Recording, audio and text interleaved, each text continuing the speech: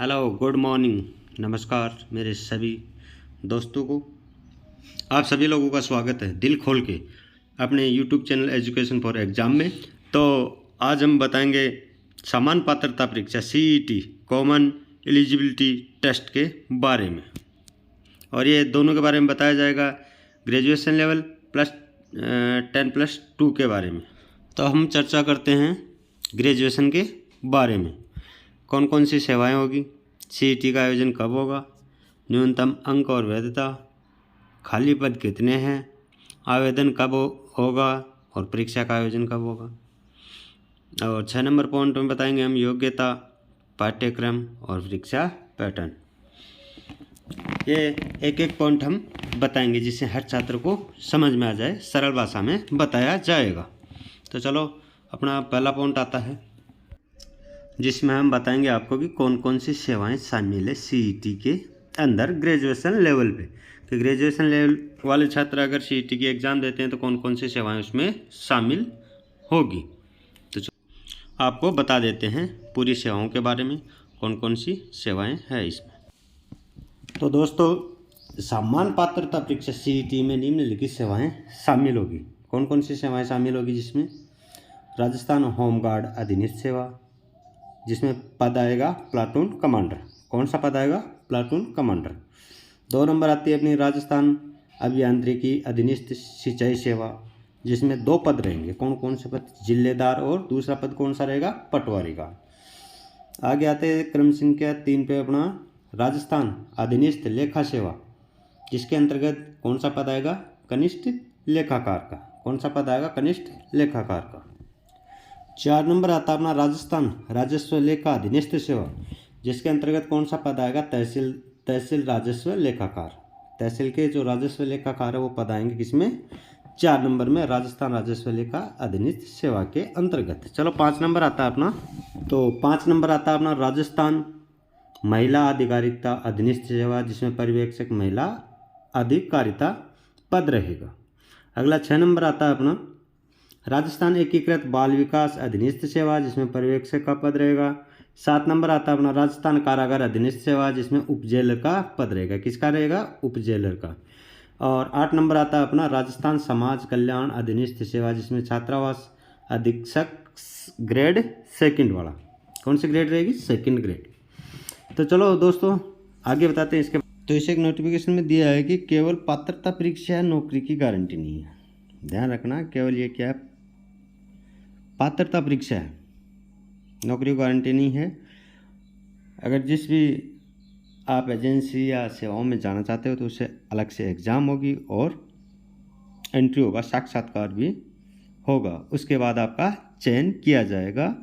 ये common eligibility test है CET वाला, ये कोई नौकरी के लिए नहीं है। नौकरी की मतलब कई ज़्यादा भीड़ होती है बच्चों की ना, तो उनको कम करने के लिए इसको एक चयन किया गया है इस परीक्षा का, जिससे कि अच्छा, इसमें कुछ पॉइंट दिया, उन पॉइंटों के बारे में देख लेते हैं। देखो, समान पात्रता परीक्षा में सम्मिलित सेवाओं के पदों पर भर्ती के लिए अलग से परीक्षा का आयोजन किया जाएगा।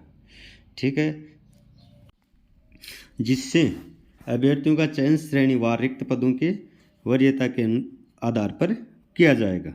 ठीक है, ध्यान रखना, है पॉइंट में पीछे बताया था वो पॉइंट है कि समान पात्रता परीक्षा में सम्मिलित सेवाओं पदों पर भर्ती के लिए अलग से परीक्षा का आयोजन किया जाएगा। ये नहीं है कि आपने ये CET का एग्ज़ाम दे दिया तो आप उस पदों के लिए एलिजिबल हो जाओ, नहीं। उसके बाद अलग से उनके एग्ज़ाम लिए जाएंगे और इंटरव्यू के आधार पे आपको चयन होगा।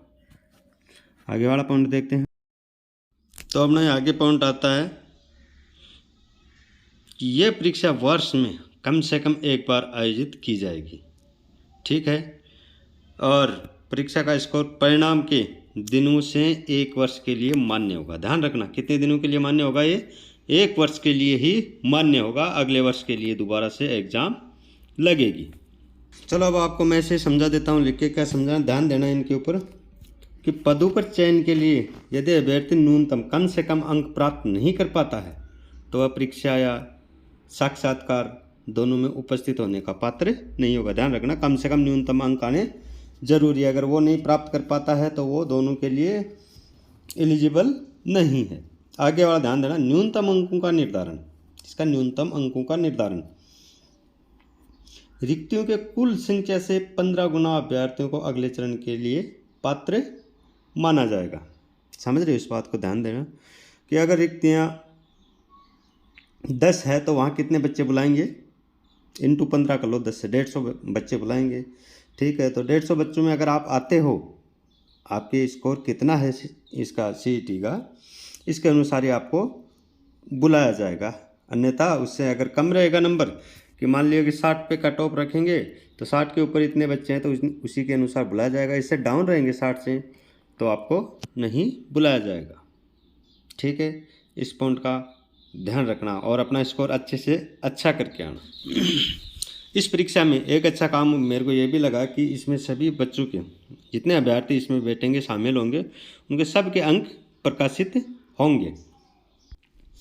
CET का एग्ज़ाम आप कितनी बार दे सकते हो, ये आपके दिमाग में चल रहा होगा, तो ये आप बार बार दे सकते हो। इसका कोई अभी तक इसके ऊपर कोई निर्बंध नहीं है और ये आपको स्कोर सुधारने का अवसर बार बार मिलता रहेगा। और हाँ, ध्यान रखना, इसमें बच्चे ये सोचते हैं कि अब की बार नहीं अगली बार मैं अच्छा स्कोर करके आऊँगा, और पिछले से भी अगर कम नंबर आते हैं तो आगे के लिए आपको जो सबसे बेस्ट स्कोर होगा वो ही मान्य होगा, नहीं कि अभी दिया उसका। जो पिछली एग्ज़ाम अगर आपने दी है तो उसी का स्कोर मान्य होगा। आवेदन की तिथि का तो आपको पता होगा, आवेदन की तिथि है 22 सितंबर 2022 से 31 अक्टूबर 2022 तक है और परीक्षा का आयोजन 2023 में 6 जनवरी से लेकर 9 जनवरी के मध्य आयोजित होगी। अच्छा, एक चीज़ का ध्यान रखना, अगर ये एक दिन से ज़्यादा दिन चलेगी तो इसमें सामान्यीकरण मतलब नॉर्मलाइजेशन की कार्रवाई होगी। नॉर्मलाइजेशन जरूर होगा इसके ऊपर। और आपको आयु सीमा का तो पता ही होगा, SC ST OBC MBC EWS आदि को 5 वर्ष की छूट मिलती है। ठीक है, और महिलाओं को कितने वर्ष की मिलेगी, 10 वर्ष की, और सामान्य वर्ग की महिला उनको 5 वर्ष की छूट मिलती है।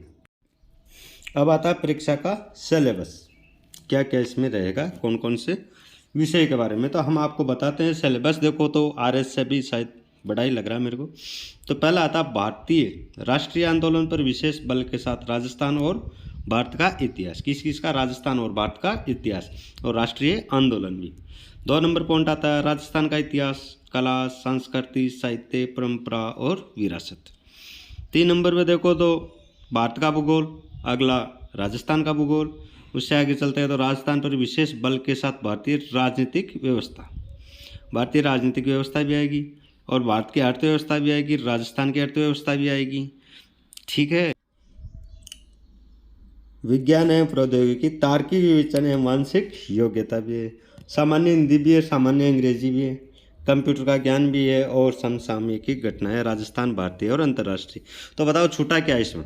मैं तो मानता हूँ कि RS से भी बड़ी लेवल का है, तो अच्छे से तैयारी करना, ग्रेजुएशन लेवल के ऊपर है और इसमें पद भी अच्छे ही मिलेंगे, जो सेवाएं मिलेगी आपको अच्छी मिलेगी इसमें सेवाएं, तो आप अच्छे से तैयारी करते रहना। चलो अब आगे बताते हैं 12th लेवल के ऊपर, जो 10+2 के ऊपर है उनमें कौन कौन सी सेवाएं हैं और कौन कौन से पद रहेंगे उसमें, तो उसकी चर्चा आप करते हैं।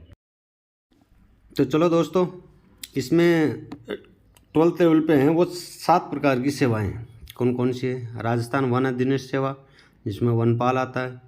राजस्थान अल्पसंख्यक मामलात अधिनियम सेवा, जिसमें छात्रावास अधीक्षक है। अगला राजस्थान सचिवालय लिपिक वर्गीय सेवा, जिसमें लिपिक ग्रेड 2 है। अगली सेवा आती है राजस्थान अधीनस्थ कार्यालय लिपिक वर्गीय सेवा, जिसमें कनिष्ठ सहायक का पद है। आगे आता है राजस्थान लोक सेवा आयोग कार्यालय लिपिक वर्गीय सेवा, जिसमें लिपिक ग्रेड 2 है। और 6 नंबर आता है राजस्थान आबकारी अधीनस्थ सेवा निवारक शाखा, जिसमें जमादार ग्रेड 2 है। और लास्ट आता है राजस्थान पुलिस अधीनस्थ सेवा, जिसमें कौन सा पद आता है? कांस्टेबल का पद आता है। अब आपके दिमाग में चल रही होगी कि एज क्या है, इसमें एज क्या रहेगी, तो एज का क्राइटेरिया रहेगा इसमें बच्चों 18 से 24 किस किस में रहेगा? वनपाल और कांस्टेबल में। और जो छूट मिलनी होती है वो छूट तो मिलेगी। बाकी की सबसे कम उम्र रहेगी वनपाल और कांस्टेबल में 18 से 24, और बाकी सब में 18 से 40, और अलग से जो 5 साल की छूट मिलती है महिलाओं को कुछ ज़्यादा मिलती है। तो वो जो उसमें अभी बताया था पिछली ग्रेजुएशन लेवल वाले, वही इसमें रहेगी छूट। इसमें बस 2 पद है ये वनपाल और कांस्टेबल, इसमें 18 से 24 रहेगी। तो आगे चलते हैं हम। आगे आता है कि फॉर्म की डेट, फॉर्म भरने की डेट कब से कब है दिनांक। तो 12/10/22 से 11/11/22 तक, 11/11/22 तक रहेगी इसकी फॉर्म फिलअप करने की डेट। और इसकी परीक्षा की डेट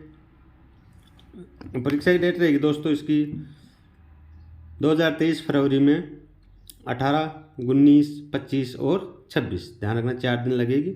और वो 4 दिन लगेगी तो इसमें नॉर्मलाइजेशन भी हो सकता है। और परीक्षा में प्रश्नों की संख्या आएगी 150 और कुल अंक कितने होंगे 300। तो एक प्रश्न कितना होगा 2 अंक का है। और समय रहेगा इसमें 3 घंटे। 3 घंटे में 150 प्रश्न आएंगे और 300 नंबर के रहेंगे। एग्जाम डेट आपने सुनी ली, फरवरी 18, 19, 25 और 26 को रहेगी। ठीक है। अब आता है इसमें सिलेबस क्या क्या है।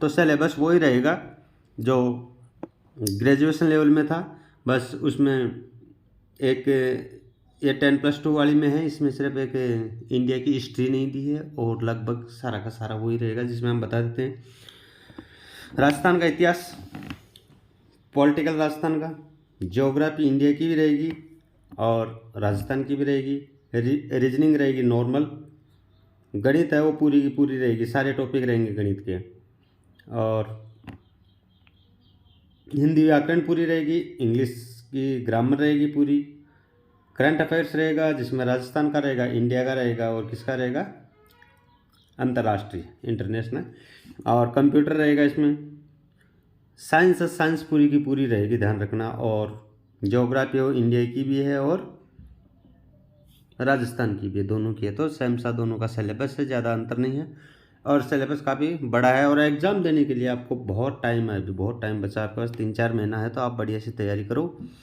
और अच्छी सेवाओं में जाओ। हमारी यही उम्मीद है कि आपकी तैयारी अच्छी चलती रहे, और हम इससे संबंधित राजस्थान और इंडिया का इतिहास के बार बार वीडियो डालते रहते हैं इसी चैनल पे। तो आप इस चैनल को सब्सक्राइब करके और नए नए वीडियो की नोटिफिकेशन पा सकते हो, और पढ़ाई करो अच्छे से। Best of luck. जय हिंद, जय भारत दोस्तों, बाय।